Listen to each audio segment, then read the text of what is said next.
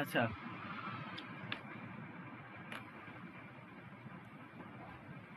না পারলে আমি আবার অ্যানালাইসিস করি, এসব করতে যাই আরো পেঁচাই গেছি। ওকে, এখানে আমার কথা শোনা যাচ্ছে? শোনা যাচ্ছে। আচ্ছা, আহ, হলো এখন আমি ফাইন্যান্সিয়াল ডিস্ট্রেস নিয়ে, ঠিক আছে? তো এই চ্যাপ্টারে তোমার দুটো স্লাইড পড়াইছে স্যার। বেসিক্যালি একটা হলো তোমার টেক্সটের স্লাইড, সরি টেক্সট বলতে টেক্সট বুকের স্লাইড, একটা হলো এক্সট্রা স্লাইড, ঠিক আছে? তো মূলত ম্যাথ বলতে অ্যাকচুয়ালি সেকেন্ড স্লাইডটাতে ম্যাথ বেশি অ্যাকচুয়ালি। সো আমি স্টার্ট করতেছি, আমি দুটো স্লাইডই কভার করবো, এরপর হলো আমি ম্যাথ কম্পাইল করে রাখছি, ওখান থেকে দেখা দিব, বেশি সময় লাগবে না, ঠিক আছে? সো আমার যে ম্যাথ কম্পাইলেশন, সেখানে হলো তোমার স্লাইডের ম্যাথ, প্রিভিয়াস কোশ্চেনের ম্যাথ অ্যান্ড হলো এক্সারসাইজের ম্যাথ, সবগুলো একসাথে করা আছে। খুব বেশি কোশ্চেন নাই চ্যাপ্টার থেকে, তোমার টোটাল 11টা কোশ্চেন আছে। আচ্ছা, ফাইন্যান্সিয়াল ডিস্ট্রেস নিয়ে আলোচনা করব। তো শুরুতে তো তোমার হলো ওকে, ফাইন্যান্সিয়াল ডিস্ট্রেস মানে ব্যাংক ইনসলভেন্ট বা ব্যাংক ব্যাংক্রাপ্টেড এরকম কিছুটাই না, পুরোটাই না, ঠিক আছে? ফাইন্যান্সিয়াল ডিস্ট্রেস হলো ওই ধরনের সিচুয়েশন যেটা হলো সহজ কথায় বললে ফার্ম একটু খারাপ অবস্থায় আছে, ফার্মের ক্যাশ ফ্লো কারেন্টলি ভালো যাচ্ছে না, ঠিক আছে? সো এই ধরনের সিচুয়েশন হলো তোমার ফাইন্যান্সিয়াল ডিস্ট্রেস। কি ধরনের খারাপ অবস্থা? খারাপ অবস্থা বলতে হলো এরকম যে ফার্মের যে কারেন্ট অপারেটিং ক্যাশ ফ্লো, সেইটা দিয়ে ফার্ম ইয়ে পরিশোধ করতে পারতেছে না, কারেন্ট অব্লিগেশন পরিশোধ করতে পারতেছে না, কারেন্ট অপারেটিং ক্যাশ ফ্লো দিয়ে হয়তো সে কারেন্ট অব্লিগেশন পরিশোধ করতে পারতেছে না। সো সেক্ষেত্রে ফার্ম কি করবে? ফার্ম সেক্ষেত্রে কারেক্টিভ অ্যাকশন নিবে। তো কারেক্টিভ অ্যাকশন নেওয়ার মাধ্যমে ফার্ম ঠিক করবে। সো কারেক্টিভ অ্যাকশন কি ধরনের হতে পারে?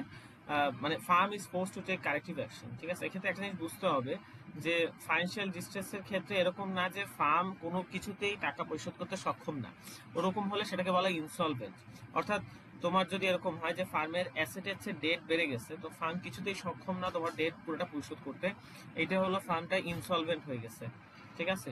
কিন্তু ফাইন্যান্সিয়াল ডিস্ট্রেসের ক্ষেত্রে ফাইন্যান্সিয়াল ডিস্ট্রেস একটা সিগন্যাল, সেটার ফাইন্যান্সিয়াল ডিস্ট্রেসের পর সে ব্যাংক্রাপ্টেড হতে পারে, ইনসলভেন্টও হয়ে যেতে পারে, বাট ফাইন্যান্সিয়াল ডিস্ট্রেস মানে ইনসলভেন্ট সেটা না, ঠিক আছে? সো মানে ফাইন্যান্সিয়াল ডিস্ট্রেস হওয়া মানেই যে সে ইনসলভেন্ট এরকম না। তো বুঝাতে চাচ্ছি হলো যে এটা যে ফার্মের যে কারেন্ট ধরে এই বছরের যে ক্যাশ ফ্লো আসছে, সেই ক্যাশ ফ্লো দিয়ে সে এই বছরের তার যে কারেন্ট অব্লিগেশন, অর্থাৎ তার সাপ্লায়ারদের পেমেন্ট করতে হয়, ঠিক আছে? এবং তার হয়তো বিদ্যুৎ বিল এরকম ইউটিলিটি পে করতে হয়, ওয়েজেস দিতে হয়, আর হলো তার হলো ওই কারেন্ট অব্লিগেশনের মধ্যে আর কি আছে, তোমার ইয়ে আছে ওই যে ডেট হোল্ডারদের ইন্টারেস্ট পেমেন্ট করতে হয়। সো সে তার কারেন্ট অপারেটিং ক্যাশ ফ্লো দিয়ে কারেন্ট অব্লিগেশন পূরণ করতে পারছে না, তার শর্টফল আছে, তখন ফাইন্যান্সিয়াল ডিস্ট্রেস বলতেছে ওই সিচুয়েশনটাকে যখন the firm is force to take corrective action. কি ধরনের কারেক্টিভ অ্যাকশন নিতে পারবে? ফার্মে তো ওই পেমেন্টগুলো করা লাগবে, ফার্ম যে ধরনের কারেক্টিভ অ্যাকশন নিতে পারে যদি ফাইন্যান্সিয়াল ডিস্ট্রেস প্রলং করে, তো সেইটা ক্ষেত্রে হতে পারে প্রথমত ফার্ম কিছু মেজর অ্যাসেট সেল করে দিতে পারে। ফার্ম তার গুরুত্বপূর্ণ কিছু অ্যাসেট সেল করে, তার যেহেতু ক্যাশ ফ্লো সিচুয়েশন খারাপ, সে হয়তো গুরুত্বপূর্ণ কিছু অ্যাসেট সেল করে সে ক্যাশ ফ্লোটাকে বেটার করতে পারবে, তার ক্যাশ ফ্লো আসতেছে। সে করতে পারে ক্যাপিটাল এক্সপেন্ডিচার কমাই দিতে পারে, তার regular kind of capital expenditure মধ্যে কিছু ক্যাপিটাল এক্সপেন্ডিচার সে কমাই দিল। ধরো সে হয়তো আগে সারা বছরের রিসার্চ এন্ড ডেভেলপমেন্টে অনেক টাকা খরচ করতো, এখন কমাই দিল, ঠিক আছে? একটা লিমিট করে নিয়ে আনলো আর কি। সো এটার মাধ্যমেও সে একটা কারেক্টিভ অ্যাকশন হতে পারে। অথবা হতে পারে ফার্ম অন্য একটা ফার্মের সাথে বাজারে চলে গেল, এটা আরেক টাইপের, এটা দুটো একই টাইপের না, যাই হোক এটাও হতে পারে। এছাড়া হতে পারে ফার্ম নতুন ইকুইটি ইস্যু করলো, তার যেহেতু টাকা শর্টফল আছে, একটু নতুন ইকুইটি ইস্যু করলে সে একটা ফাইন্যান্সিং এর মাধ্যমে টাকা পাইলো, ঠিক আছে? সেটা হতে পারে। অথবা ডেটের বদলে ইকুইটি দিল, ঠিক আছে? ডেটের বদলে ইকুইটি দেওয়াটা কি? এটা রিঅর্গানাইজেশনের মধ্যে পড়ে আর কি। ডেটের বদলে ইকুইটি দেওয়া অর্থ হলো এটা যে ডেট হোল্ডাররা তোমাকে কি পায়? তোমার কাছ থেকে ইন্টারেস্ট পেমেন্ট পায়, ঠিক আছে? আহ, মনে করো একটা বন্ড হোল্ডার, ডেট হোল্ডার, তার সে হয়তো 10টা বন্ড হোল্ড করে রাখছে, কোন একজন ব্যক্তি 10টা বন্ড হোল্ড করে রাখছে কোম্পানি, ঠিক আছে? তো প্রত্যেকটা বন্ড থেকে সে 100 টাকা করে ইন্টারেস্ট পেমেন্ট পায়, তাহলে 10টা বন্ড থেকে টোটাল সে 1000 টাকা ইন্টারেস্ট পায়। তো তাকে তুমি 1000 টাকা সমমূল্যে শেয়ার দিয়ে দিলা, এই বছর হয়তো তুমি তাকে ইন্টারেস্ট পেমেন্ট করতে পারতেছো না, তাকে 1000 টাকা সমমূল্যে শেয়ার দিয়ে দিলা, ইকুইটি দিয়ে দিলা, ঠিক আছে? সো এইটা হলো ডেটের বদলে ইকুইটি দেওয়া, it's a kind of A reorganisation. So এই চ্যাপ্টার মূলত তোমাকে এখানে একটা জিনিস দেখতে পারবা যে এই যে এখানে তোমার লিগ্যাল ব্যাংক্রাপসির মধ্যে রিঅর্গানাইজেশন আর লিকুইডেশন এটা নিয়ে বিস্তর আলোচনা করছে। সো তখন দেখতে পারবে যে রিঅর্গানাইজেশন এবং লিকুইডেশনটা কি। আচ্ছা, ফাইন্যান্সিয়াল ডিস্ট্রেসকে ফার্ম কিভাবে মোকাবেলা করতে পারে, ঠিক আছে। তো আমি যেই টাইপগুলো বলছিলাম যে তোমার মেজর অ্যাসেট সেল করে দেওয়া, অন্য ফার্মের সাথে মার্জ করা, ক্যাপিটাল এক্সপেন্ডিচার রিডিউস করা, নতুন সিকিউরিটি ইস্যু করা, এক্সচেঞ্জিং ডেট ফর ইকুইটি। সে বুঝতেছে যে একদম অথবা সে ব্যাংক্রাপসি ফাইল করতে পারে কোর্টে যায়। আরেকটা হতে পারে সে ব্যাংক এবং অন্য ক্রেডিটরের সাথে নেগোশিয়েট করলো যে আমাদের ক্রেডিট টার্ম তো এটা, আচ্ছা তাহলে আমরা কি এটাকে একটু নেগোশিয়েট করে একটু কমানো যায় কিনা, যে এই বছর কি একটু কম ইন্টারেস্ট রেট দেওয়া যায় কিনা, বা কিছু একটা নেগোসিয়েশন করলো, হ্যাঁ, ক্রেডিটরের সাথে, যাতে সে তার যে একটা সমস্যা হচ্ছিল যে সে ক্রেডিটরদের পেমেন্ট করতে পারতেছিল না, সেটা নেগোসিয়েশন করে সে সমস্যাটা দূর করে নিল যে ঠিক আছে, আচ্ছা আমি তাহলে এই বছর একটু কম দিচ্ছি, ঠিক আছে, বা কিছু একটা। বা তারা নতুন করে রিস্ট্রাকচার করলো যে এখন থেকে 9% না 8% হারে তারা ইন্টারেস্ট দিবে হয়তো ক্রেডিটরকে। যদি ক্রেডিটর রাজি হয় তাহলে তো চেঞ্জ করতে সমস্যা নাই, ঠিক আছে। তো এরকম আর কি একটা কথা বললাম আর কি। হতেই পারে রিঅর্গানাইজেশন হতে পারে। এখন হয়তো যখন চুক্তিতে আসছিল তখন হয়তো মার্কেটে তোমার ইন্টারেস্ট রেট ইন্টারেস্ট মার্কেটে বেশি ছিল, হয়তো এখন কমছে। আচ্ছা দেখো তোমার এই যে এখানে 7টা পয়েন্ট লিখছিলাম, হ্যাঁ, তো এইখানে এই 7টা পয়েন্টের মধ্যে হলো প্রথম 3টা যেটা, তো সেই প্রথম 3টা হলো অ্যাসেট রিস্ট্রাকচারিং এর মধ্যে পড়ে, আর লাস্টের 4টা হলো তোমার ফাইন্যান্সিয়াল রিস্ট্রাকচারিং এর মধ্যে পড়ে, ঠিক আছে। অর্থাৎ হলো ব্যালেন্স শিটের যে left hand side and right hand side, ঠিক আছে। অ্যাসেট সাইডে চিন্তা করো, অ্যাসেট সাইডের কথা, যে তোমার এই মেজর অ্যাসেট সেল করে দেওয়া, অন্য ফার্মের সাথে মার্জ করা, অথবা ক্যাপিটাল এক্সপেন্ডিচার রিডিউস করা, এগুলো সব তোমার অ্যাসেট সাইডকে পরিবর্তন আনতেছে, ঠিক আছে। মার্জিং উইথ অ্যানাদার ফার্ম কেন বেনিফিট করতে পারে তোমাকে, একটা ফার্মের অবস্থা অনেক খারাপ, ওই ফার্মকে অন্য কোনো একটা ভালো ফার্ম অ্যাকোয়ার করে নিল, সে পরে তার এক্সপার্টাইজ ইউজ করে হয়তো ওই ফার্মটার সিচুয়েশন বেটার করতে পারে হয়তো। সো তো এটা হলো অ্যাসেট রিস্ট্রাকচারিং এর মধ্যে এগুলো পড়তেছে। আবার এগুলো তোমার ফাইন্যান্সিয়াল রিস্ট্রাকচারিং এর মধ্যে পড়ে যাইতেছে। ফাইন্যান্সিয়াল মানে তোমার ব্যালেন্স শিটের রাইট হ্যান্ড সাইডে কি থাকে, ডেট বা ইকুইটি থাকে। সো ওই ডেট ইকুইটি যে কন্ট্রাক্টগুলো সেটা পরিবর্তন করা, এটা তোমার এগুলো সব হলো ফাইন্যান্সিয়াল রিস্ট্রাকচারিং এর মধ্যে পড়তেছে। তো আমি ফাইন্যান্সিয়াল ডিস্ট্রেসের কনসেপ্টটা বুঝাইছি। ইনসলভেন্সিকে কোন ব্যক্তি জানি, বইয়ের ব্যক্তির নাম লেখা আছে, এখানে লেখা নাই, বলছে যে দুইটা ভাবে ডিফাইন করছে, ঠিক আছে। ইনসলভেন্সি দুইটা ভাবে ডিফাইন করছে, একটাকে বলতেছে স্টক বেস ইনসলভেন্সি, আর একটা বলছে flow base insolvency. Flow base ইনসলভেন্সিটা আমার পার্সপেক্টিভে হলো ফাইন্যান্সিয়াল ডিস্ট্রেসের যে সংজ্ঞা দিচ্ছে ওইটাই আর কি, ঠিক আছে। কিন্তু স্টক বেসড ইনসলভেন্সি যেটা, সেটা হলো মানে কাইন্ড অফ একদমই পরিশোধ করতে সক্ষম না, ঠিক আছে। একটা ফার্মের যখন ডেট অ্যাসেটের চেয়েও বেড়ে যাচ্ছে তখন এটাকে তুমি ইনসলভেন্ট ফার্ম বলতেছো, এটাকে বলতেছে স্টক বেসড ইনসলভেন্সি, ঠিক আছে। অর্থাৎ ইকুইটি নেগেটিভ চলে যাচ্ছে। আর ইকুইটি অ্যাকচুয়ালি নেগেটিভ বলতে এটা বলার জন্য বলেন, ইকুইটি হোল্ডারদের লায়াবিলিটি কখনো তাদের বিনিয়োগকৃত অর্থের চেয়ে বেশি হয় না, ঠিক আছে। এর কারণে তারা যতটুকু অর্থ দিচ্ছে সেটার জন্য লায়াবেল হয়, তাকে এক্সট্রা কোনো টাকা পরিশোধ করা লাগে না। এই যে ডেপ হোল্ডার এত টাকা যে শর্ট আছে, এটা যে ইকুইটি হোল্ডারদের দিতে হবে, বিষয়টা এরকম না। নেগেটিভ ইকুইটি মানে তুমি যদি ম্যাথমেটিক্যালি চিন্তা করো, বিষয়টা তো এটাই হলো যে এই টাকাটা ইকুইটি হোল্ডারদের পকেট থেকে নিব, তাই না? বিষয়টা এরকম না। নেগেটিভ ইকুইটি জাস্ট বলার জন্য বলে আর কি। কারণ হলো তোমার ইকুইটি কেমনে, তোমার অ্যাসেট থেকে ডেট বাড়তে ইকুইটি আসে, সো ওই পার্সপেক্টিভে এটাকে নেগেটিভ ইকুইটি বলতেছে। তোমার ইকুইটি হোল্ডাররা তো কিছু পাচ্ছেই না, উল্টা ডেট হোল্ডাররা অ্যাসেটের চেয়েও বেশি পরিমাণ পাচ্ছে, ঠিক আছে। বেশি পরিমাণ যে পাচ্ছে, মানে পাচ্ছে বলতে লিগালি তারা পাবে তো, আর না পাবে তুমি দিবা কেমনে, তোমার আছে অ্যাসেট একটু, ঠিক আছে, কিন্তু লিগালি তারা তোমার অ্যাসেটের চেয়েও বেশি অংশ পায়, ঠিক আছে। আরেকটা যেটা বলছে ফ্লো বেস ইনসলভেন্সি, এটা হলো ফার্মের যে ফার্মের ক্যাশ ফ্লো যদি ইনসাফিসিয়েন্ট হয় কন্ট্রাকচুয়ালি রিকোয়ার্ড পেমেন্ট কভার করতে, ঠিক আছে। তো ক্যাশ ফ্লো শর্টেজ থাকলে সেটা আর কি।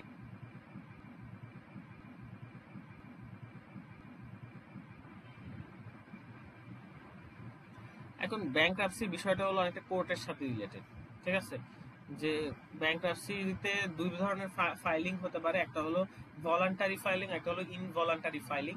অর্থাৎ হলো কোর্টের কাছে সে আবেদন করবে যে আমি ব্যাংক্রাপসির জন্য কোর্টের কাছে ফাইল করবে, ঠিক আছে।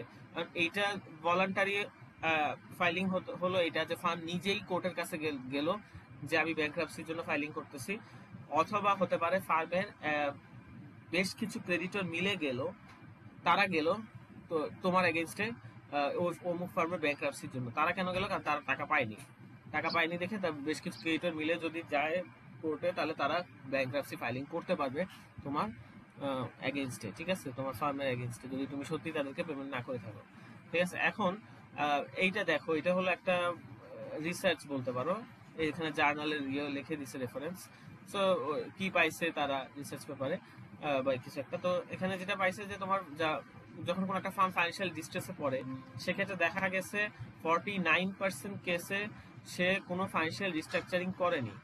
ঠিক আছে,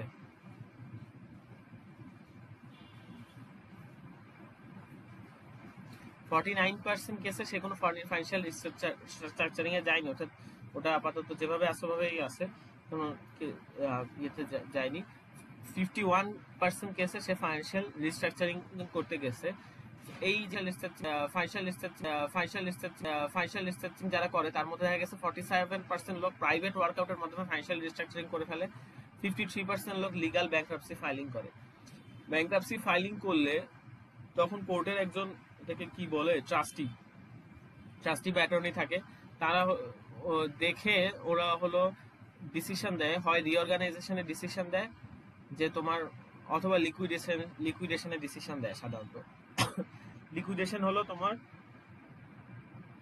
ফার্মের অ্যাসেট সব সেল করে দেওয়া, যত টাকা পাওয়া যায় অত টাকায় সেল করে দেওয়া। ঠিক আছে, মানে এমন না যে তুমি অ্যাসেট যে দামে কিনছো ওই দামে সেল করতে পারবা, তো এরকম আর কি, এটা হলো লিকুইডেশন। হ্যাঁ, আর রিঅর্গানাইজেশন এন্ড ইমার্জ, রিঅর্গানাইজেশন হলো ফার্মের অ্যাসেট বা ওই ইকুইটি ডেট সাইডে কিছু একটা পরিবর্তন এনে তোমার এটাকে রিঅর্গানাইজ করে নিলা, যে আচ্ছা ঠিক আছে, আমাদের তো এখন ক্যাশ ফ্লোতে সমস্যা হচ্ছে, আমি একটু অ্যাসেট কমাই নিলাম, একটু আমি এক্সপেন্ডিচার কমাই নিলাম, আমি ইকুইটি জায়গায় ডেট দিলাম। ঠিক আছে, এরকম আর কি। তোমার রিঅর্গানাইজেশনের মধ্যে যেমন এরকম হয় যে তোমার ডেটের জায়গায় ইকুইটি দিলাম, ডেট হোল্ডারকে ইকুইটি দিলা, এরকমও হয় সিনিয়র ডেট হোল্ডারদেরকে জুনিয়র ডেট দিলা। ঠিক আছে, সিনিয়র ডেট হোল্ডারকে জুনিয়র ডেট দিলা। ঠিক আছে, অর্থাৎ তোমার ডেট যেটা আছে, ডেট তোমার হয় যেমন সিকিউরড মর্টগেজ যেমন হয়, ওরকম সাবঅর্ডিনেট ডিবেঞ্চার হয়। ঠিক আছে, সিকিউরড মর্টগেজকে তুমি সিনিয়র ডেট বলতে পারো, সাবঅর্ডিনেট ডিবেঞ্চারকে তুমি জুনিয়র ডেট বলতে পারো। সিকিউরড মর্টগেজ হলো মানে ফার্ম যে ইস্যু করছে, ফার্ম যদি পেমেন্ট করতে না পারে, ঠিক আছে, এর কারণে ফার্ম কিছু টাকা মর্টগেজ হিসেবে হয়তো ব্যাংকে দিয়ে রাখলো, কাকে দেয় আমি ঠিক জানি না, হয়তো বা ব্যাংকে। ঠিক আছে, তো ব্যাংক টাকা বলতেছি, ভুলে টাকা বলছি, মানে মর্টগেজ হিসেবে কোনো অ্যাসেট হয়তো বা অ্যাসেটের ডকুমেন্টস সে ব্যাংকে দিয়ে রাখলো। ঠিক আছে, যেটা হলো মর্টগেজ হিসেবে রাখছে। ঠিক আছে, যদি সে ওই ডেট হোল্ডারদের যাদেরকে সে সিকিউরড মর্টগেজ ইস্যু করছে, ওদেরকে যদি পরিশোধ করতে না পারে, তখন ওই অ্যাসেটটা তার লিকুইডেট হয়ে যাবে আর কি। ঠিক আছে, এটা হলো তোমার সিকিউরড মর্টগেজ। আর হলো তোমার আছে যেটা সাবঅর্ডিনেট ডিবেঞ্চার, এটা হলো তোমার ডিবেঞ্চার তো একটা জামানতবিহীন বন্ড। ঠিক আছে, অর্থাৎ হলো এক্ষেত্রে কোনো সিকিউর কোনো মর্টগেজ নাই এটার এগেইনস্টে। ঠিক আছে, সো এরকম এটাকে সিনিয়র ডেট বা জুনিয়র ডেট বলতে পারো। তো হয় যখন ব্যাংক খারাপ সিচুয়েশনে আছে, সে সিনিয়র ডেটের এগেইনস্ট, সিনিয়র ডেট যাদের কাছে আছে তাদের কাছ থেকে সিনিয়র ডেটের জায়গায় নেগোসিয়েশন করে তাদেরকে জুনিয়র ডেট দিয়ে দিলা। ঠিক আছে, যাদের কাছে জুনিয়র ডেট আছে তাদেরকে ডেটের জায়গায় ইকুইটি দিয়ে দিলা। তো এই ধরনের রিঅর্গানাইজেশনও হয়। ঠিক আছে, এখন যে বিষয়টা বলতে চাচ্ছিলাম, তো কোর্টের কাছে ব্যাংক্রাপসি ফাইলিং করার পর কোর্ট জানাবে, তারা হয়তো ও একজন লোককে রাখে, ওরা এই বিষয়গুলো দেখে। তো দেখে হলো সাধারণত একজন ট্রাস্টি থাকে, তো সে দেখে ওই রিঅর্গানাইজেশনের ডিসিশন দেয় ফার্মের সিচুয়েশন দেখে, অথবা লিকুইডেশন দিলে তার ফার্ম মোটামুটি মানে আর থাকতেছেই না, সব অ্যাসেট সেল করে দেওয়া হয়। রিঅর্গানাইজেশন, এই দুটাতে ফার্ম, এখানে তোমার রিঅর্গানাইজেশনের ক্ষেত্রে ফার্ম গোয়িং রিঅর্গানাইজ যদি করে, তাহলে ফার্ম গোয়িং কনসার্ন বেসিসে চলতে থাকবে আর কি। ঠিক আছে, আর আরেকটা হলো যদি কোনো ফার্ম কিনতে চায়, মার্চ উইথ অ্যানাদার ফার্ম, তোমার ফার্মকে যদি কোনো ফার্ম অ্যাকোয়ার করে নিতে চায়, তো এই হলো তোমার এটা লিগ্যাল ব্যাংক্রাপসির মধ্যে।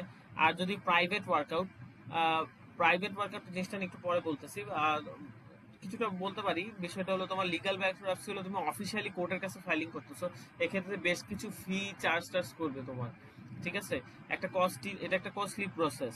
প্রাইভেট ওয়ার্কআউট হলো তুমি তোমার ক্রেডিটরদের সাথে কাইন্ড অফ নিজে বসে একটা সলিউশন বের করে ফেলা আর কি। ঠিক আছে, এইটা হলো তোমার প্রাইভেট ওয়ার্কআউট। মানে এক্ষেত্রে তোমার এখানে নিজে বসে বা যেভাবে হোক, এখানে তোমার হলো অ্যাকচুয়ালি তুমি কোনো কোনো ব্যাংক্রাপসি ফাইলিং করতেছো না কোর্টের কাছে, তুমিও করতেছো না, তোমাকে এইচআরও করতেছে না, ঠিক আছে? সেটা ওয়ার্কআউটের কথা বলছে, ওয়ার্কআউটের কথা বলছে। সো 47% ক্ষেত্রে প্রাইভেট পারসন ওয়ার্কআউট করে, 53% ক্ষেত্রে লিগ্যাল ব্যাংক্রাপসি দেখা গেছে। সো একটা বিষয় হলো এখানে তোমার লিগ্যাল ব্যাংক্রাপসি যেটা, এটা কিন্তু বেশি কস্টলি, ঠিক আছে, এটা তুলনায়। তবে তাও বেশিরভাগ লোক এটা করতেছে, এটার কারণ স্লাইডের লাস্টের দিকে লেখা আছে। আচ্ছা, তো এই লিকুইডেশন নিয়ে যেটা আছে এখানে, যেমন দুইটা স্টেপ দেখাইলাম, যে লিগ্যাল ব্যাংক্রাপসি, রিঅর্গানাইজেশন, লিকুইডেশন, এই দুটো নিয়ে মেইনলি এই চ্যাপ্টারে আলোচনা করা হয়েছে। তো এটা নিয়ে আবার আলাদা করে, এটা নিয়ে চ্যাপ্টার 11-এ আছে, এটা নিয়ে তোমার চ্যাপ্টার 7-এ আছে লিকুইডেশন নিয়ে, ঠিক আছে? তো তোমার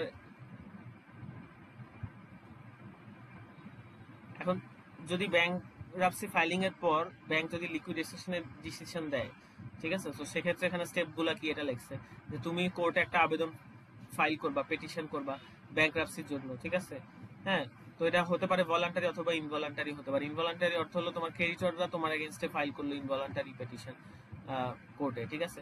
এরপর একটা ট্রাস্টি রাখবে ব্যাংক্রাপসির জন্য, একটা ট্রাস্টি কোর্ট বা ক্রেডিটর রেখে দিবে তোমাকে, তারা ট্রাস্টি দেখবে, দেখে তাহলে হয়তো তোমার ওই ওই যদি ডিসিশন আসে তখন তোমার হয়তো ফার্মে অ্যাসেট লিকুইডেট করে দিল, ঠিক আছে?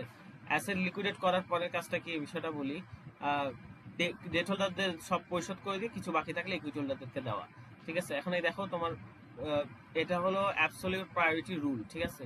অর্থাৎ অ্যাসেট লিকুইডেট করে একটা অর্থ তুমি পাচ্ছ, সেই অর্থ হয়তো তোমার সাফিসিয়েন্ট না সবার পাওনা পরিশোধ করার ক্ষেত্রে, ঠিক আছে? এখন কাকে আগে পরিশোধ করবা, কাকে পরে, কারা তোমার প্রায়োরিটি লিস্টের উপরে থাকবে, কারা পরে থাকবে, এইটার একটা লিস্ট হলো তোমার এটা, ঠিক আছে? সো এই হলো তোমার অ্যাবসলিউট প্রায়োরিটি, এই অর্ডারে যাবে। অর্ডারটা কি? অর্ডারটা হলো এই যে তখন তুমি ব্যাংক্রাপসি ফাইলিং করছো, এখানে কিছু অ্যাডমিনিস্ট্রেশন কস্ট যাবে, লিকুইড, আচ্ছা এটা তো লিকুইডেশনের কথা বলতেছে, তো লিকুইডেশন রিলেটেড তোমার কিছু অ্যাডমিনিস্ট্রেশন এক্সপেন্স যাবে, ঠিক আছে? ট্রাস্টিকে টাকা দেওয়া লাগবে, বা এগুলা সেল করার জন্য যদি তোমার হয়তো ট্রাকে করে কোথাও নিয়ে যাওয়া লাগতেছে বা কিছু, সো ওই যা আছে অ্যাডমিনিস্ট্রেশন এক্সপেন্স, ঠিক আছে, অথবা কাউকে হয়তো নিযুক্ত করা লাগতেছে এই জিনিসগুলো দেখার জন্য, এই সব অ্যাডমিনিস্ট্রেশন এক্সপেন্সের টাকা তুমি লিকুইডেট করে যে টাকা পাইছো, আগে ওই টাকাটা ওখান থেকে আগে অ্যাডমিনিস্ট্রেশন এক্সপেন্সটা পরিশোধ করবা। হ্যাঁ, তারপর কি, তারপর হলো পেটিশনের পরে যদি কোনো আনসিকিউরড ক্লেম অ্যারাইজ করে থাকে তাদেরকে পরিশোধ করবা। অর্থাৎ হলো এইটা, ধরো ক্রেডিটররা মিলে তোমার হলো কোর্টে আবেদন করছে যে অমুক ফার্ম টাকা দিচ্ছে না বা টাকা দিতে পরিশোধ সক্ষম না, ব্যাংক্রাপসির জন্য ফাইলিং করছে, ঠিক আছে? বেশ কিছু ক্রেডিটর, কার কল, একটু দাঁড়াবো, কল আসছে, আমি রিসিভ করি।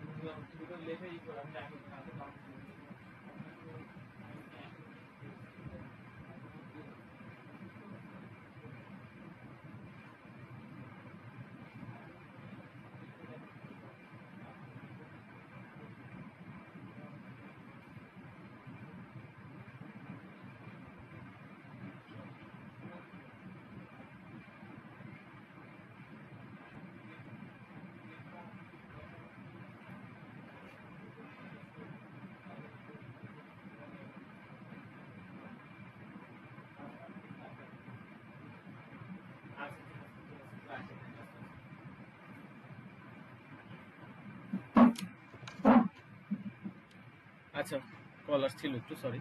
হ্যাঁ, তো যে বিষয়টা বলতেছিলাম এটা হলো যে কোর্টের কাছে যে ফাইলিং করলো, ধরো বেশ কিছু ক্রেডিটর মিলে কোর্টের কাছে ফাইলিং করলো যে অমুক কোম্পানি আমাদেরকে টাকা পরিশোধ করতে সক্ষম না বা দিচ্ছে না, এর কারণে আমরা ব্যাংক্রাপসির জন্য ফাইলিং করলাম, ঠিক আছে? এই যে ফাইলিং করলো, এরপরে এই আবেদন ফাইলিং করার পরে যদি কোনো ক্লেম অ্যারাইজ করে, ঠিক আছে, ইনভলান্টারি ব্যাংক্রাপসি পেটিশনের পর, ফাইলিং এর পর যদি কোনো নতুন কোনো ক্লেম অ্যারাইজ করে, তাহলে লিকুইডেশনের পর অ্যাডমিনিস্ট্রেশন এক্সপেন্সটা বাদ দেওয়ার পর যে টাকাটা থাকবে এটা দিয়ে তুমি সবাইকে পরিশোধ করবা, আগে ওই আনসিকিউরড ক্লেমটাকে পরিশোধ করবা, ঠিক আছে?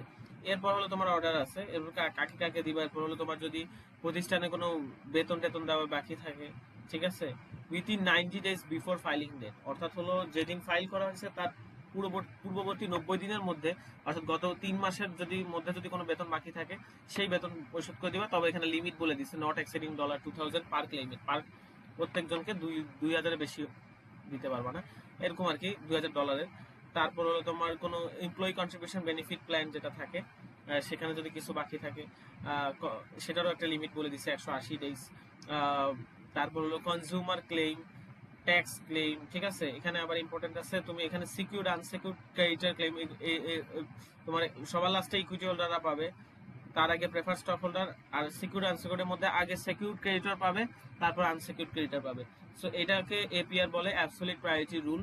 এই রুল অনুযায়ী যে কার পর কে পাবে, সাধারণত বেশিরভাগ জায়গায় এই প্র্যাকটিসটা ফলো করা হয়। আচ্ছা, এটা হলো লিকুইডেশনের প্রসেসটা বলছি।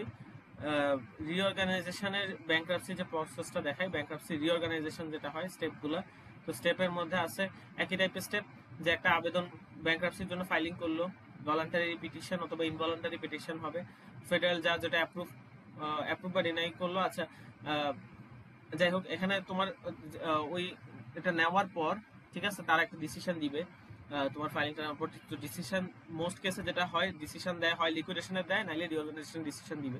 তো মোস্ট কেসে দেখা যায় যে রিঅর্গানাইজেশন ডিসিশন দেয়, যে মোস্ট কেসে the ডেটর continues to run the business, ঠিক আছে। তোমাকে হয়তো কোর্ট একটা প্ল্যান সাবমিট করতে বললো যে তুমি তোমার ফার্মকে রিঅর্গানাইজ করে কেমনে একটু বেটার করতে পারো, যাতে পরিশোধ যেহেতু তুমি এখন ক্রেডিটরদের পরিশোধ করতে পারতেছো না, সো এটা একটা প্ল্যান সাবমিট করার জন্য তোমাকে কোর্ট 120 দিন সময় দেয়। তো যেটা হয় যে তোমার হলো ওই প্ল্যানটা রেডি করতে হয় ফার্মের, দেন ওটা আবার অ্যাপ্রুভাল লাগে half of the creditor owning 2/3 of outstanding debt, অর্থাৎ ফার্মের যে টোটাল ডেট তার 2/3 যে অ্যামাউন্ট, ওই অ্যামাউন্ট অফ ডেট, মানে হাফ অফ দ্য ক্রেডিটর, ফার্মে যতগুলো ক্রেডিটর, ফার্মে যদি 100 জন ক্রেডিটর থাকে তাহলে অ্যাটলিস্ট 50 জন ক্রেডিটরের অ্যাপ্রুভাল লাগবে, এবং তাদের যে টোটাল ডেটের পরিমাণ সেটা হতে হবে টোটাল ফার্মের টোটাল আউটস্ট্যান্ডিং ডেটের 2/3 এর অ্যাটলিস্ট 2/3 হতে হবে, ঠিক আছে। তো এরকম শর্তযুক্ত তাদের অ্যাপ্রুভাল নিলে তখন তুমি যা একটা রিঅর্গানাইজেশন প্ল্যান প্রিপেয়ার করবা, তাদের অ্যাপ্রুভাল দিবা ওই প্ল্যানে, ঠিক আছে। রিঅর্গানাইজেশন প্ল্যান কি, আমি ডেটের বদলে ইকুইটি দিব, বা ওই যে কাকে কিভাবে তুমি রিঅর্গানাইজেশনটা করবে আমি তো ব্যাখ্যা করছি অলরেডি। হ্যাঁ, তারপর ক্রেডিটর এটা অ্যাকসেপ্ট করলে তারপর তুমি এটা কোর্টে ফাইল করবা। হ্যাঁ, বলো। আচ্ছা, ওই 5 নম্বর পয়েন্টটা কি একটু মানে সংখ্যায় বলতে পারবা, যে যদি 100 জন থাকে, 100 জনের 50 এটা জন স্যার 50 ক্লাসে জনের এক্সপ্লেইন করেনি, তবে এটা আমি নিজের ভাষায় বুঝাই নিছি। এটা আমার এইটা আমার একটু পার্সপেক্টিভে হলো, কনফিউশন হইলো যে হ্যাঁ 2/3 যেটা, এইটা আগে ধরবো নাকি আমার হাফ যেটা পার্সপেক্টিভ হলো সেটা আগে এটা ধরবো? হলো অ্যামাউন্টের উপর, এটা হলো মানুষের সংখ্যার উপর। সবাই তো সমান পরিমাণ ডেট, ইকুয়াল হারে ডেট তো ধরে রাখেনি না, না। ঠিক আছে। এখন ফার্মের হয়তো টোটাল 1 লাখ টাকার ডেট আছে, তাহলে 2/3 অফ আউটস্ট্যান্ডিং ডেট, আচ্ছা 1 লাখ না, ধরো 90,000 টাকা ডেট আছে, তাহলে 2/3 অফ ডেট কত হবে তোমার? 60,000, 60,000। হ্যাঁ 60,000, ঠিক আছে। এখন এই 90,000 যে ডেট আছে, এইটা হয়তো তোমার টোটাল হয়তো 90,000 যে ডেট আছে, এইটা হয়তো তোমার টোটাল কত জনের কাছে, ধরো 50 জন ক্রেডিটরের কাছে, মানে টোটাল ক্রেডিটর 50,000, 50 জন, আমি ইচ্ছা করে কম বললাম আর কি। 50 জন ক্রেডিটর মিলে টোটাল তোমার 90,000 টাকার, তাদের কাছ থেকে তুমি 90,000 টাকা ডেট নিয়ে রাখছো, ঠিক আছে। তাহলে 50,000 হাফ কত, 25 জন। 25 জন এমন ক্রেডিটর লাগবে, এমন এমন 25 জন এমন ক্রেডিটরের অ্যাপ্রুভাল লাগবে যাদের অ্যামাউন্ট 60,000 হবে, ঠিক আছে। টোটাল 90,000 না, ধরো এই 90,000 মধ্যে বাকি 25 জন 30,000 অন করে, 30,000 ডেট অন করে, আর এই 25 জন 60,000 অন করে, ঠিক আছে। অর্থাৎ 25 জনই হইতে হবে এরকম না, তোমার এটা 30 জনও হইতে পারে। অ্যাটলিস্ট 25 জনের অ্যাপ্রুভাল লাগবে, না অ্যাটলিস্ট 60,000 এর অ্যাপ্রুভাল লাগবে, 60,000 অ্যামাউন্ট। দুইটা কন্ডিশন একসাথে ফিল আপ করলেই হয়ে যাচ্ছে, ঠিক আছে। ক্রেডিটর যদি 50 জন হয় তাহলে অ্যাটলিস্ট 25 জনের অ্যাপ্রুভাল লাগবে, এবং ওই 25 জন শুধু 25 ফিল আপ হলে হবে না, এটাও হইতে হবে যে তোমার যে টোটাল যে ডেট, ওই 25 জন মিলে টোটাল ডেট কত হচ্ছে, যে টোটাল ডেট হচ্ছে যদি তোমার এই 25 জন মিলে ধরো এটা হচ্ছে টোটাল ডেট তোমার 50,000 হচ্ছে বা 55,000 হচ্ছে, এটা কিন্তু তোমার টোটাল আউটস্ট্যান্ডিং ডেট যেটা 90,000 সেটা 2/3 এর সমান হচ্ছে না। সেক্ষেত্রে হয়তো তুমি আরো মানুষ অ্যাড করলা, ঠিক আছে। আরো মানুষ অ্যাড করে তো যখন এটা তোমার 60,000 হবে, যখন 2/3 অফ আউটস্ট্যান্ডিং ডেট হবে, ওই পরিমাণ ক্রেডিটরের অ্যাপ্রুভাল নিলেই হয়ে যাবে। হাফই যে হতে হবে এরকম না, হাফের বেশিও হতে পারে, but minimum half of the creditor approval লাগবে।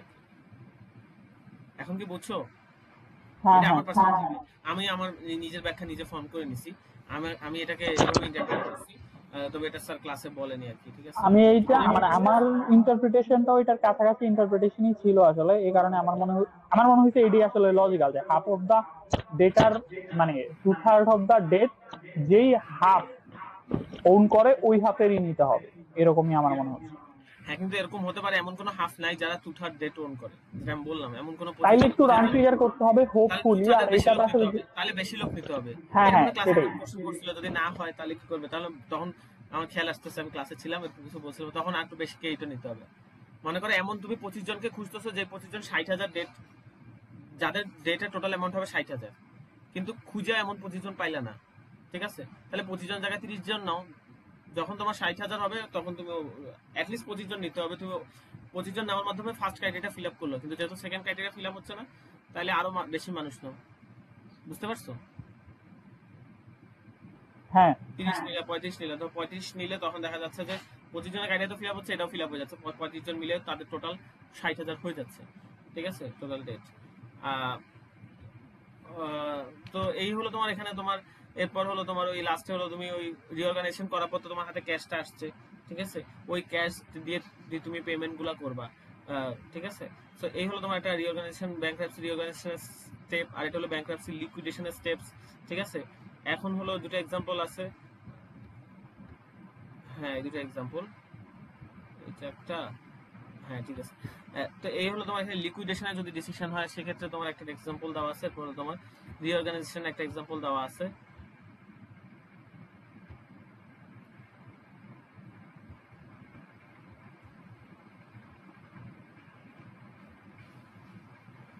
আচ্ছা, লিকুইডেশনের এক্সাম্পলের কথা বলি। তো লিকুইডেশনের এক্সাম্পল হলো তোমার এই, দেখো ধরো ফার্ম তার সব অ্যাসেট সেল করে 2.7 মিলিয়ন টাকা পাইলো, ঠিক আছে? লিকুইডেশন ভ্যালু হলো 2.7 মিলিয়ন। এখন দেখা গেছে যে এই যে সেল টেল করছে বা এই যে ব্যাংক্রাপসি ফাইলিং করছে, এইভাবে টোটাল অ্যাডমিনিস্ট্রেটিভ কস্ট গেছে 2 লাখ টাকা, অর্থাৎ এটা কত মিলিয়ন? 0.2 মিলিয়ন, ঠিক আছে? এখন তাহলে এই যে সব অ্যাসেট সেল করে 2.7 পাইছে, 0.2 মিলিয়ন গেছে অ্যাডমিনিস্ট্রেশন কস্টে, এই 2.7 থেকে 0.2 মিলিয়ন বাদ দেওয়ার পর কত থাকে? 2.5 মিলিয়ন, তাই না? এই 2.5 মিলিয়ন সে তার ক্রেডিটরদেরকে পরিশোধ করবে, ঠিক আছে? এটা তো বুঝতে পারছো আই হোপ কনসেপ্টটা। 2.5 মিলিয়ন সে তার ক্রেডিটরদেরকে পরিশোধ করবে। আগে তো অ্যাডমিনিস্ট্রেটিভ কস্ট বাদ যায়, যে এপিআর অনুযায়ী একে আগে বাই অ্যাডমিনিস্ট্রেটিভ, এক নম্বরে অ্যাডমিনিস্ট্রেটিভ কস্ট বাদ যায়। এখন হলো দেখো তার ক্রেডিটররা, তোমার এখানে দেখা যাচ্ছে যে 1.5 মিলিয়ন হলো সিকিউরড ক্রেডিটর, সিকিউরড মর্টগেজ দ্বারা, অর্থাৎ তাদের এগেনস্টে তুমি মর্টগেজ রাখছো, ঠিক আছে?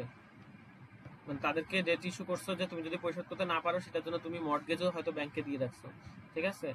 ও লেখেও দিছে কোথায়, by a mortgage on the corporate headquarter building, ঠিক আছে? এখন দেখা গেছে যে এই মর্টগেজটা তুমি তাদের জন্য রাখছো, ঠিক আছে? এটা তো সিকিউর ক্রেডিটর, সেই মর্টগেজ সেল করে 1 মিলিয়ন টাকা পাইছো, 1 মিলিয়ন, ঠিক আছে?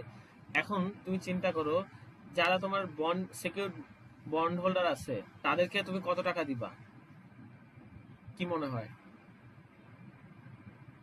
লিকুইডেশনের পর কত টাকা দিবা? 1 মিলিয়নই দিব, কারণ ওদের জন্য যেটা মর্গেজ রাখা হয়েছে ওটা 1 মিলিয়নের বেশি না, তো 1 মিলিয়নের বেশি আমি দিতে পারবো না। না, ও এর কারণে ওরা সিকিউর ক্রেডিট, ওদেরকে তুমি 1.5 মিলিয়ন দিবা। ওরা আগে প্রায়োরিটি পাবে, তারপর আনসিকিউরড প্রায়োরিটি পাবে, ঠিক আছে? ওদেরকে ওদের এই 1 মিলিয়ন দিবা, ওই আর বাকি যে 0.5 মিলিয়ন এটা তুমি ওই আনসিকিউরদের থেকে নিলে আর কি, ঠিক আছে? মানে ওদের ভাগ থেকে নিয়ে। তো এখন দেখা যাচ্ছে তাহলে ওকে যদি আমি 1.5 দিয়ে দিই, 2.5 থেকে 1.5 বাদ দিলে আর কত থাকে? 1 থাকে। ওয়ান। 1 পাবে হলো আমার আনসিকিউরড ক্রেডিটররা, বাকি যারা আছে। বুঝতে পারছো? তো এই হলো দেখা যাচ্ছে যে এইটা হলো আমার প্রায়র ক্লেম, লিকুইডেশনের আগে কে কত পাইতো। হ্যাঁ, তো এক্ষেত্রে আমার দেখা গেছে যে টোটাল ক্লেম ছিল 4 মিলিয়ন, এখানে লেখা আছে 4 মিলিয়ন, অর্থাৎ হলো এটা এখানে 1.5 পাইতো সিকিউর ক্রেডিটর, আর আনসিকিউর এখানে লেখেনি আর কি। এই জায়গায় দেখো এখানে লেখছে, এই দেখো এখানে সিকিউর ক্রেডিটররা 1.5 মিলিয়ন পাইতো, আনসিকিউর ক্রেডিটর 2.5 মিলিয়ন পাইতো, আর ইকুইটি হোল্ডাররা এটা কি বেসিক্যালি এটা তোমার হয়তো কত টাকা ইনভেস্টমেন্ট করছে, 10 মিলিয়ন পাইছে, ঠিক আছে? 10 মিলিয়ন আর কি, হ্যাঁ, ইনভেস্টমেন্ট তাদের আছে ইকুইটি হোল্ডারদের।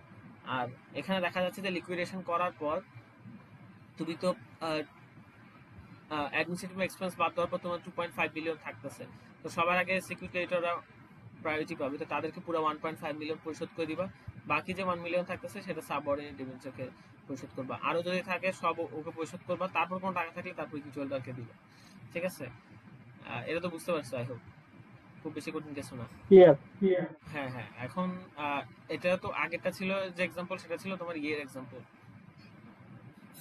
ইয়ের লিকুইডেশনের। এখন যদি অর্গানাইজেশনের ডিসিশন হয়, অর্থাৎ হলো ধরো এই যে একটা ফার্ম সিচুয়েশন দেখাচ্ছে, যে সিচুয়েশন হলো তার অ্যাসেট 3 মিলিয়ন কিন্তু তার ডেটের যোগফল কত, 4 মিলিয়ন। এটা জাস্ট বিয়োগফলটা দেখাইছে, এটা আপাতত ভুলে যায় কি কথা, নেগেটিভ ইকুইটি 1 মিলিয়ন আর কি। তো মেইন কথা হলো এখানে তোমার অ্যাসেট এত, ডেট হলো 4 মিলিয়ন, অ্যাসেট হলো 3 মিলিয়ন। এই অবস্থায় কি করলো, এই অবস্থায় কোর্ট বললো বা ব্যাংক বা তারা ডিসাইড করলো যে রিঅর্গানাইজেশন করবে। ঠিক আছে, এই যে রিঅর্গানাইজেশন করবে, তাহলে তারা কেমনে রিঅর্গানাইজেশন করবে, প্রসেসটা কি এক্ষেত্রে, এখন তারা একটা প্ল্যান ডিসাইড করবে যে কি করবে। এখন তাদের হয়তো এই, আচ্ছা মর্টগেজ বন্ড কত, 1.5 মিলিয়ন, সাবঅর্ডিনেট ডিবেঞ্চার 2.5 মিলিয়ন। ঠিক আছে, 1.5 এন্ড 2.5। ঠিক আছে, তো তারা 2.5 রিঅর্গানাইজেশন করে পাইছে।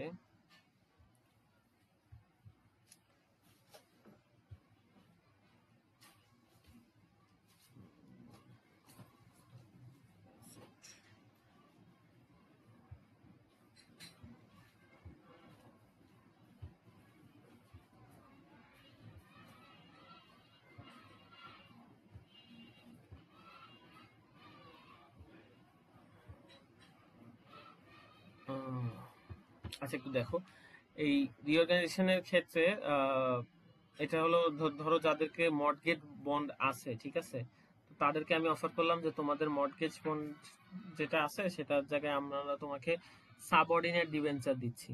ঠিক আছে, আবার যাদের কাছে সাবঅর্ডিনেট ডিবেঞ্চার আছে তাদেরকে বললাম যে তোমরা ইকুইটি নাও, ঠিক আছে, প্রেফার স্টক নাও বা কমন স্টক নাও, এরকম বললাম। ঠিক আছে, তো এটা হতে পারে, এটা একটা প্ল্যান দেখাইলো যে এরকম হতে পারে আমরা, যে তোমার হয়তো এখানে মর্টগেজ, তার এখানে তোমার দেখো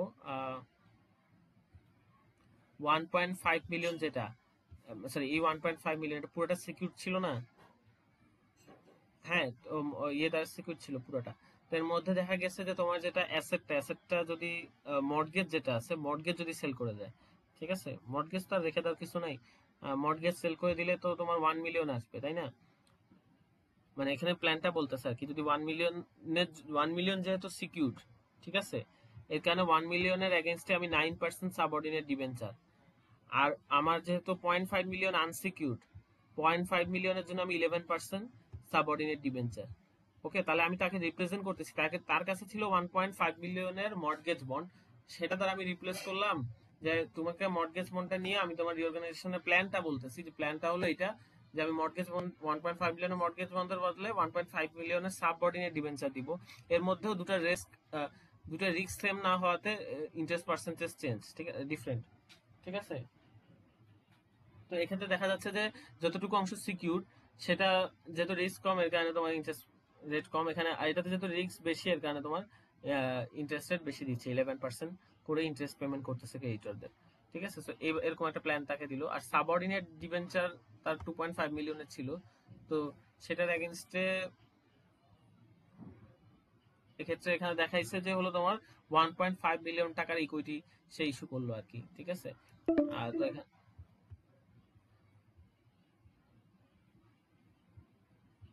কি হইলো,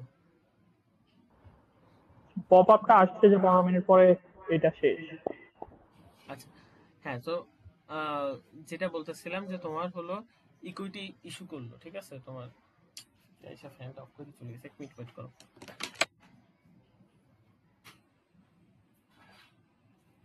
হ্যাঁ, তো যেটা বলতেছিলাম 1.5 মিলিয়ন টাকার ইকুইটি ইস্যু করলো, ঠিক আছে, 2.5 এর এগেনস্টে।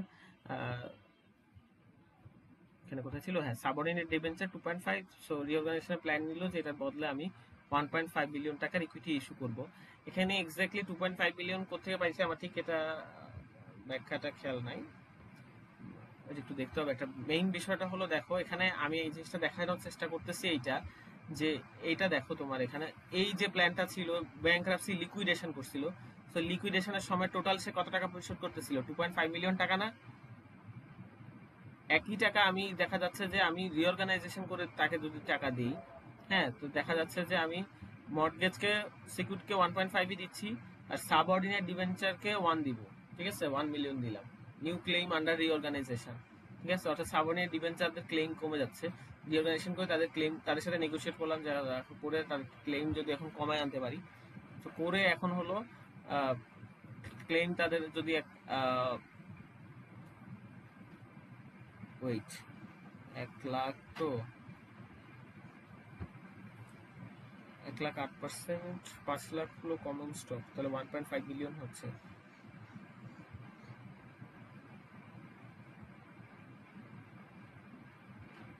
হ্যাঁ ঠিক আছে, এবার এবার মিলছে। আচ্ছা, এখানে দেখো আমার টোটাল অ্যাসেট কত, 3 লাখ। টোটাল অ্যাসেট 3 লাখ না, এর মধ্যে আমার ডেট আর ডেট কত, ডেট 4 লাখ।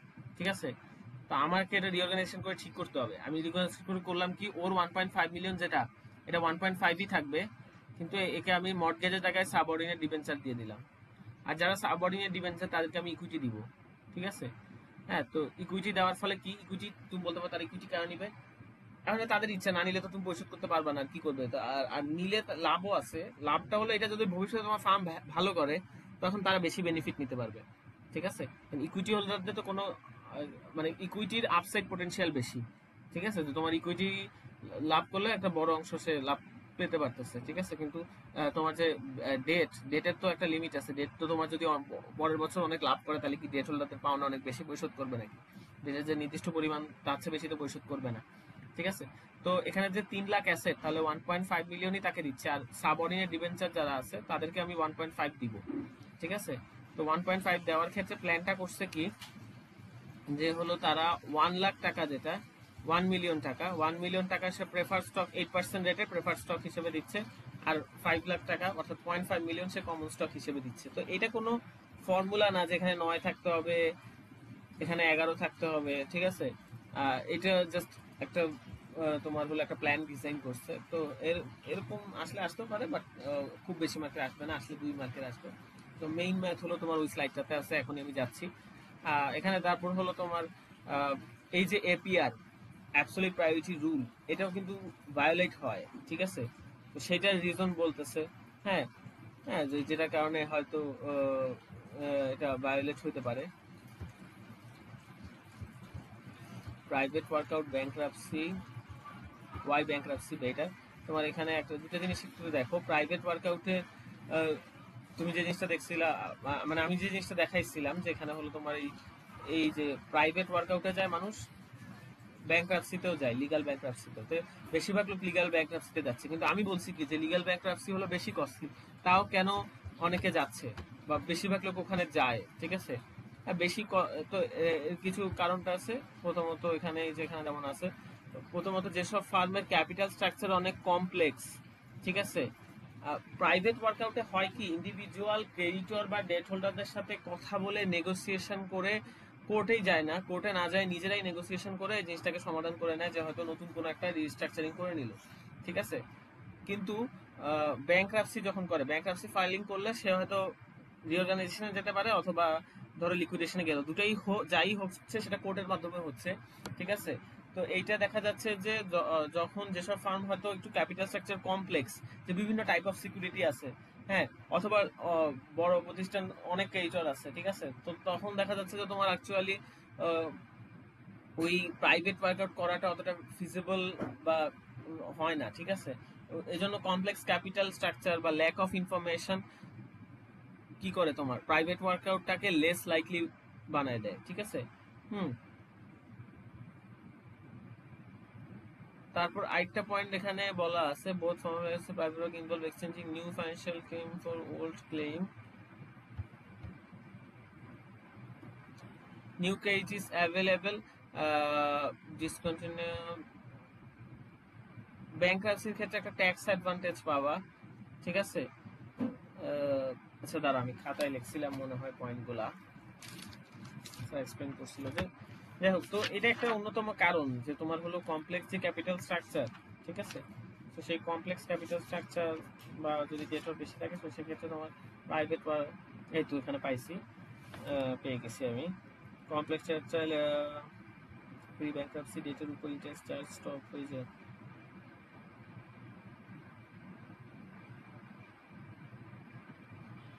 আচ্ছা, লিগ্যাল ব্যাংক্রাপসি হলে post bankruptcy senior debt issue করতে পারে।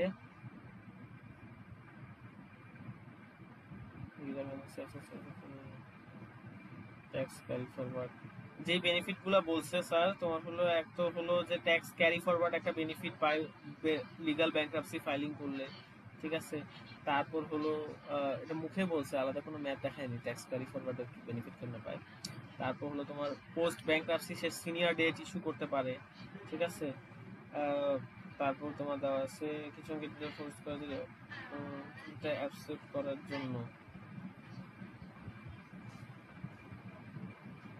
আচ্ছা, এক্ষেত্রে যেটা হচ্ছে যে ব্যাংক্রাপসির ক্ষেত্রে যখন লিগ্যাল ব্যাংক্রাপসি করতেছো, এখানে half of the creditor approval পেলে হয়ে যাচ্ছে না?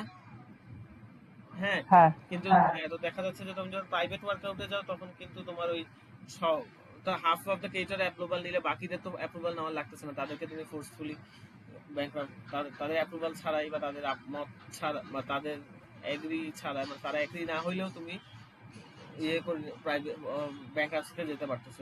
কিন্তু তোমার প্রাইভেট ওয়ার্কআউটের ক্ষেত্রে বিষয়টা ওরকম না, তোমার সবাই আহ, সবাই সবার অ্যাপ্রুভাল লাগতেছে। আরেকটা হলো তোমার new credit available debt or in possession, যাই হোক এটা তো বলছি। Discontinued accrual of interest or pre bankruptcy unsecured debt, এটা কথা বলছিল ওই যে পোস্ট ব্যাংক্রাপসি ইস্যুতে প্রি ব্যাংক্রাপসি ডেটগুলোকে ইন্টার করতে পারে। আচ্ছা, এখানে হলো কি আমি বলি এই বিষয়টা হলো এই 2 নাম্বার যে পয়েন্টটা, এটা হলো যে ব্যাংক্রাপসির আগে যেই ডেটগুলো ছিল সেটাকে রিটায়ার করে নতুন ডেট ইস্যু করতে পারে। এটা হলো লিগ্যাল ব্যাংক্রাপসির একটা সুবিধা। অর্থাৎ কি, অর্থাৎ হলো ওই যে তুমি আগে যে যেমন কেমনে বুঝাবো, এখানে যেমন এখানে দেখো এই ম্যাথটা তোমার, এই দেখো এখানে তোমার টোটাল ক্লেইম কত ছিল ক্রেডিটরদের, 4 মিলিয়ন না? তুমি কত দিচ্ছিলা? 2.5 মিলিয়ন। তাহলে কত টাকা 2.5 তুমি দিচ্ছিলা না? 1.5 মিলিয়ন। 1. কেন দিচ্ছিলা না? কারণ তোমার কাছে নাই, ক্যাশ নাই, ঠিক আছে, তো লিকুইড করে যা পাইছো। এই যে তুমি তাদেরকে 1.5 মিলিয়ন দিলা না, ঠিক আছে, তাদেরকে বাকি এই পাওনা পরিশোধ করে তুমি তাদের থেকে মানে কি বললা, তাদেরকে সরাই ফেললা, যে কাজ শেষ, ঠিক আছে, ব্যাংক্রাপসি হয়ে গেল, ব্যাংক্রাপসি ফাইলিং হয়ে গেল, লিকুইড হয়ে গেল। এরপর তুমি যদি নতুন করে সিকিউরিটি ইস্যু করো, ঠিক আছে, তোমার এই আগের ডেট হোল্ডারদের টাকা পাইলে আবার এই আগের ডেট হোল্ডারদের পরিশোধ করতে হবে না, যে ওদেরকে আহ, তখন তো আমি ওই 1.5 মিলিয়ন কম দিছি, এখন মনে হয় ওইটা পরিশোধ করে দিতে হবে, এখন আমার হাতে ক্যাশ আসছে, বিষয়টা এরকম না। তুমি ব্যাংক্রাপসি ফাইলিং এর মাধ্যমে যখন ওইটা করতেছো, মানে একবারেই শেষ হয়ে যাচ্ছে, রিটায়ার করে ফেলতেছো এটাকে, নতুন ডেট ইস্যু করলে সেখান থেকে আবার আগের ডেট পরিশোধ করতে হচ্ছে না, ঠিক আছে, যা করার একবারেই করে নিচ্ছ। ব্যাংক্রাপসির সময় ব্যাংক্রাপসি ফাইলিং করার পর তোমার যা ক্রেডিটরদের পাওনা আছে সব একসাথে পরিশোধ করে দিবা, এর মধ্যে যে যত পায় এপিআর অনুযায়ী তাকে তত দিয়ে দিবা। এখানে কিছু করার নাই কেউ কম পাইলে, এমন না যে তুমি পরে ব্যাংক্রাপসির পর আবার নতুন করে তোমার ডেট ইস্যু করলে তখন আবার তোমার ওদেরকে ইয়ে করতে হবে। মানে ব্যাংক্রাপসি লিকুইডেশন করলে তো একদমই ফান নাই, যদি ব্যাংক্রাপসি রিঅর্গানাইজেশন করে, ঠিক আছে, তো সেক্ষেত্রেও তোমার আবার নতুন করে আগের ডেট হোল্ডারকে পরিশোধ করা লাগবে বাকি টাকা, এরকম না, ঠিক আছে। সো এখানে এটাই বলতেছে, discontinued accrual of interest on pre bankruptcy unsecured debt. আর ট্যাক্স অ্যাডভান্টেজের বিষয়টা উনি ম্যাথমেটিক্যালি নিশ্চয় দেখালে বেটার হইতো, বাট ওরকম কিছু দেখায়নি। তো এই হলো তোমার এসবের কারণে তোমার ব্যাংক্রাপসি করে অনেকে প্রাইভেট ওয়ার্কআউট হচ্ছে। আরেকটা বিষয় হলো প্রি প্যাকেজ ব্যাংক্রাপসিটা কি? প্রি প্যাকেজ ব্যাংক্রাপসি হলো একটা combination of private workout and legal bankruptcy, অর্থাৎ হলো দুটোর একটা মিশেল, প্রাইভেট ওয়ার্কআউট এবং লিগ্যাল ব্যাংক্রাপসির মাঝামাঝি ব্যাংক্রাপসি করলে। এখানে এক্ষেত্রে কি হচ্ছে যে ফর্মাল ব্যাংক প্রাইভেট ওয়ার্কআউটে কি করতেছে, যে ফর্মাল কোনো কোর্টের কাছে ফাইলিং করতেছে না ব্যাংক্রাপসির কারণে, ব্যাংক্রাপসির জন্য, ঠিক আছে। কিন্তু প্রি প্যাকেজ ব্যাংক্রাপসিতে কোর্টের কাছে ফাইলিং করতেছে, কিন্তু বিষয়টা যেটা হয় যে কোর্টের কাছে যে ফাইলিং করবে, কোর্টের কাছে ফাইলিং করার পর কোর্ট তোমাকে 120 দিন সময় দিবে যে তুমি এখন আমাকে একটা রিঅর্গানাইজেশন প্ল্যান সাবমিট করো, সরি সরি রিঅর্গানাইজেশন প্ল্যান বানাও, বানানোর পর এটা ক্রেডিটরদের কাছ থেকে অ্যাপ্রুভাল নিয়ে আসো, সবার কাছ থেকে অ্যাপ্রুভাল নিয়ে এসে তারপর সাবমিট করবে। তো এই যে একটা প্রসেসের সময় যাচ্ছে, তো এটা একটা লেন্দি প্রসেস। প্রি প্যাকেজ ব্যাংক্রাপসিতে করতেছে কি, ব্যাংক্রাপসিতে ফাইলিং করবে, বাট আগে দিয়েই ফাইলিং করার আগেই সে হলো কি ক্রেডিটরদের সাথে কথা বলে নিচ্ছে, আচ্ছা ঠিক আছে তাহলে আমরা এই রিঅর্গানাইজেশন প্ল্যানটা করব, ঠিক আছে আমরা এটার বদলে এটা নিচ্ছি, এরকম করতেছি রিঅর্গানাইজেশন প্ল্যান, ক্রেডিটররাও অ্যাকসেপ্ট করলো, দেন দেন ফর্মাল ফাইলিং করলো যে ব্যাংক্রাপসির জন্য ফাইলিং করতেছি। করলে এতে যেটা হচ্ছে কি তখন করলে এখন সে হয়তো ওই 120 দিন তার লাগতেছে না, সে দ্রুত ওই ফাইলিং করার পরই ইমিডিয়েটলি বা 2-1 দিনের মধ্যেই সে রিঅর্গানাইজেশন প্ল্যান সাবমিট করে দিচ্ছে। এর ফলে যেটা হচ্ছে যে তোমার ওই দ্রুত করে ফেলার ফলে দুটা বেনিফিটের কথা বলছে। প্রথমত একটা বেনিফিট হলো যে তোমার সময় কম যাওয়ার ফলে তোমার ওই অ্যাডমিনিস্ট্রেটিভ কস্ট বেশি যাবে না, ঠিক আছে।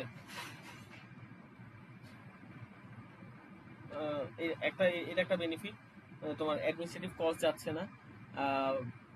আরেকটা হলো যে তোমার সময় বেশি লাগলে যদি কি একটা পেমেন্ট বেশি হয়, খেয়াল আসতেছে না ঠিক। সো এটা হলো দুইটা তোমার পয়েন্ট আর কি, ঠিক আছে। তো দ্রুত করতে পারলে মেইন কথা, যত দ্রুত করতে পারে তত ভালো ব্যাংক্রাপসির কাজটা, ঠিক আছে। দেরি হইলে ও আচ্ছা শেয়ার প্রাইস মনে হয় বেশি ফল করে খুব সম্ভবত দেরি হইলে। হ্যাঁ ব্যাংক্রাপসিতে তোমার যদি ব্যাংক্রাপসি ফাইলিং এ বেশি সময় যায়, ব্যাংক্রাপসি করতেছো এই করতেছো, তখন শেয়ার প্রাইস বেশি ফল করে এরকম খুব সম্ভবত। আর তোমার আগে থেকে প্রি প্যাকেজ ব্যাংক্রাপসি করে ফেললে যেটা হয়ে যায় তোমার ওই এটা দ্রুত হয়ে যায়, ঠিক আছে। তো তখন এটা বেশি সময় লাগে না। আর যেটা হয়ে থাকে স্যার সাধারণত স্যার বলছে যে পোস্ট ব্যাংক্রাপসি সাধারণত শেয়ার প্রাইস ইনক্রিজ করে, ঠিক আছে। এই হলো তোমার প্রথম স্লাইডটা। দ্বিতীয় স্লাইড না দেখে আমি ডাইরেক্ট ম্যাথ কম্পিলেশনে যাইতে পারি, ম্যাথ কম্পাইলেশনে। দ্বিতীয় স্লাইডটা বেসিক্যালি এখানে হলো তোমার এটা ম্যাথগুলো আমি অন্য একটা ইয়েতে উঠাই আনছি, আর থিওরি নিজেই করতে পারো, থিওরি বেশি নাই, এটা অ্যাকচুয়ালি ম্যাথই, ঠিক আছে। ম্যাথ বলতে এখানে হলো প্রথম কয়েকটা স্লাইড করছে কি ম্যাথের কনসেপ্টটা তোমাকে ডেভেলপ করাইছে, যে এখানে এটা আছে একটা একটা করে সিচুয়েশন ইন্ট্রোডিউস করে আস্তে আস্তে কমপ্লিট ম্যাথে নিয়ে আনছে তোমাকে, ঠিক আছে। তো এরপর কিছু থিওরি আছে, এরপর হলো তোমাকে আবার পুরো একদম কমপ্লিট ম্যাথ দিচ্ছে, ঠিক আছে। তো এই ম্যাথগুলো আমার এখানে আমি ম্যাথ কম্পিলেশনে যেটা কম্পাইলেশনে আনছি, তো ওখান থেকেই দেখাই দিই। এটা করলে তোমার এই চ্যাপ্টার শেষ ম্যাথগুলো। আর ম্যাথগুলো হলো কি খুব বেশি সময় যাবে না বুঝাইতে। এখানে বিষয়টা হলো চ্যাপ্টার 16-17 আমরা যে কনসেপ্টগুলো দেখছি ওই কনসেপ্টগুলো, ঠিক আছে। বেশিরভাগ আচ্ছা, এটা কিন্তু আর 2 মিনিট আছে ও আচ্ছা, তাহলে একটা এই লিঙ্ক মিটিংটা। তাহলে একটা লিঙ্ক দিতে হবে, আমি তাহলে একটা লিঙ্ক দিচ্ছি। ভালো হয়েছে বলছো।